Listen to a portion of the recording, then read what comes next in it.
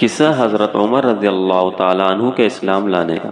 حضرت عمر رضی اللہ تعالیٰ عنہ جن کے پاک نام پر آج مذہبی مسلمانوں کو فخر ہے اور جن کے جوش ایمانی سے آج 1300 برس بعد تک کافروں کے دلوں میں خوف ہے۔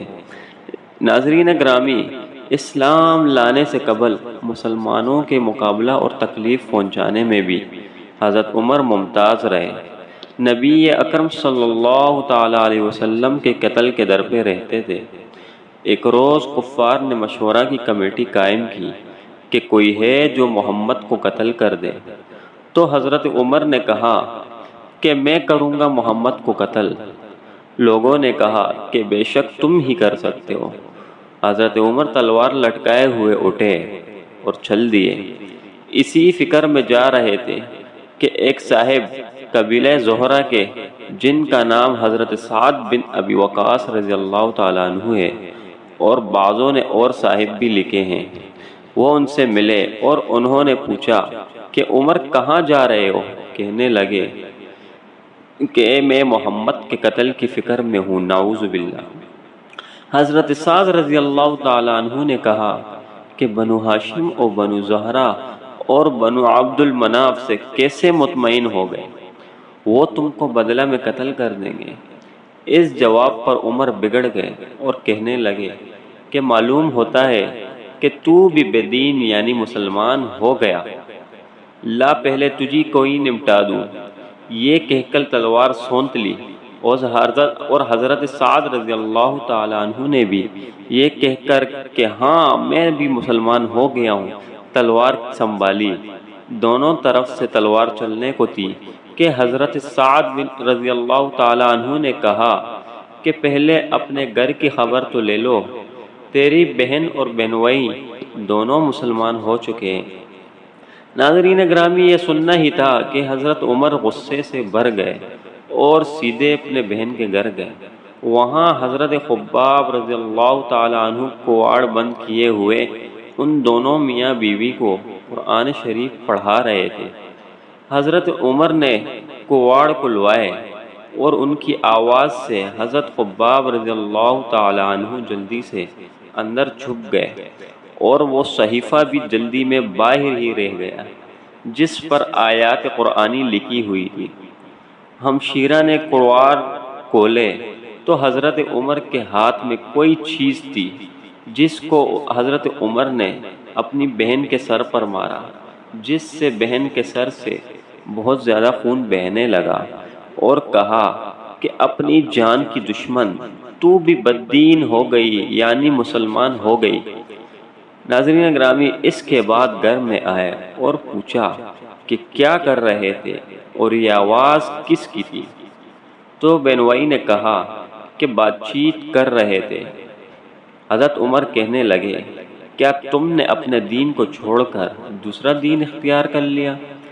ناظرین گرامی، بہنوئی نے کہا کہ اگر دوسرا دین حق ہو تب جناب گرامی حضرت عمر کا یہ سننا تھا کہ ان کی داڑھی پکڑ کر کھینچی اور بے تحاشا ٹوٹ پڑے اور زمین پر اپنے بہنوئی کو گرا کر خوب مارا۔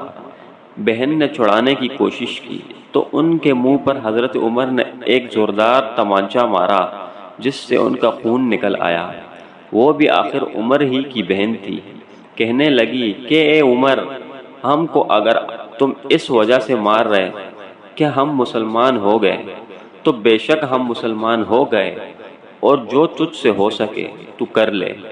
اس کے بعد حضرت عمر کی نگاہ اس صحیفہ پر پڑی جو جلدی میں باہر رہ گیا تھا اور غصے کا جوش بھی اس مار پیٹ سے کم ہو گیا تھا اور بہن کے اس طرح خون میں بھر جانے سے حضرت عمر کو تھوڑی شرم سی بھی آ رہی تھی۔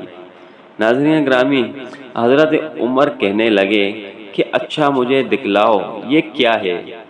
تو حضرت عمر کی بہن نے کہا کہ تو ناپاک ہے اور اس کو ناپاک ہاتھ نہیں لگا سکتے۔ بہت اصرار کیا مگر وہ بے وضو اور بے غسل کو دینے کو تیار نہ ہوئی تو حضرت عمر رضی اللہ تعالیٰ عنہ نے غسل کیا اور اس کو لے کر پڑھا۔ اس میں سورۃ الطہر لکھی ہوئی تھی، اس کو پڑھنا شروع کیا۔ ناظرین گرامی، جب یہ آیت تک پڑھی اننی ان اللہ لا الہ الا انا فاعبدنی واقم الصلاۃ لذکری۔ یہاں تک پڑھا کہ حالت ہی بدل گئی، کہنے لگے کہ اچھا مجھے بھی محمد صلی اللہ تعالی علیہ وسلم کا دین کی خدمت میں لے چلو۔ جناب گرامی، یہ الفاظ سن کر حضرت خباب رضی اللہ تعالی عنہ اندر سے نکلے اور کہا کہ اے عمر، تجھے خوشخبری دیتا ہوں کہ کل شب پنجہ میں حضرت حضور اقدس صلی اللہ تعالی علیہ وسلم نے دعا مانگی تھی کہ یا اللہ، عمر اور ابو جہل میں سے جو تجھے زیادہ پسند ہو اسے اسلام کی قوت عطا فرما۔ یہ دونوں قوت میں بہت زیادہ مشہور تھے۔ جناب گرامی، معلوم ہوتا ہے کہ حضور صلی اللہ تعالی علیہ وسلم کی دعا تمہارے حق میں قبول ہو گئی۔ اس کے بعد حضور صلی اللہ علیہ وسلم کی خدمت میں حاضر ہوئے اور جمعہ کی صبح کو مسلمان ہو گئے۔ ان کا مسلمان ہونا تھا کہ کفار کے حوصلے پست ہونا شروع ہو گئے۔ ناظرین گرامی، مگر پھر بھی یہ نہایت مختصر جماعت تھی، اور وہ سارا مکہ بلکہ سارا عرب اس لیے اور بھی جوش میں پیدا ہوئے اور جلسے کر کے مشورہ کر کے ان حضرات کو ناپید کرنے کی کوشش ہوتی تھی، اور طرح طرح کی تدبیریں کی جاتی تھی کفار کی طرف سے۔ تاہم اتنا ضرور ہوا ناظرین گرامی کہ مسلمان مکہ کی مسجد میں جا کر نماز پڑھنے لگے۔ حضرت عبداللہ بن مسعود رضی اللہ تعالیٰ عنہ فرماتے ہیں کہ حضرت عمر رضی اللہ تعالیٰ عنہ کا اسلام لانا مسلمانوں کی فتح تھی، دین کی خاطر سختیوں کا برداشت کرنا، اور ان کی ہجرت مسلمانوں کی مدد تھی، اور ان کی خلافت رحمت تھی۔ جزاک اللہ۔